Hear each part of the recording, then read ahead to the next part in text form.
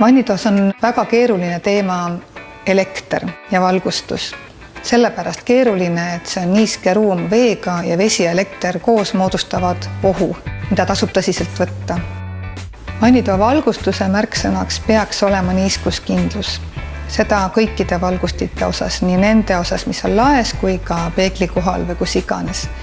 Tavaolukorras on vannitoa lagi alla toodud. See on juba sellepärast vaja, et üldjuhul liiguvad ventilatsioonitorud läbi sandsõlmede, sest vannituba ei vajagi nii kõrget lage. Tasub teada, kus need torud on, sest väga tihti need torud ja süvistatud valgustid kipuvad omavahel kohtuma ja valgustid ei mahu ära. Kus on tegemist katuslaega ehk siis laega, mis on soojustatud, siis sinna tegelikult ei ole hea süvisvalgusteid panna, kuigi see on võimalik, aga ohutum oleks lahendada see laepealsete valgustitega.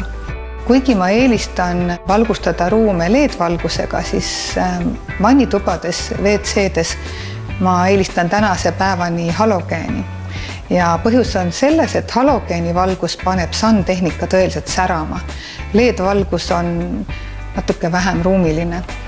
Aga halogeeni puhul peaks ka teadma, et siin on olemas 2 varianti. On olemas tavavooluga ilma trafota süvisvalgustid ja 12 voldi pealt trafoga. Ja nii kummaline, kui see ka ei tundu, siis 12 voldi pealt trafoga samasugune süvisvalgusti annab oluliselt rohkem valgust. Et seda oleks kasulik teada.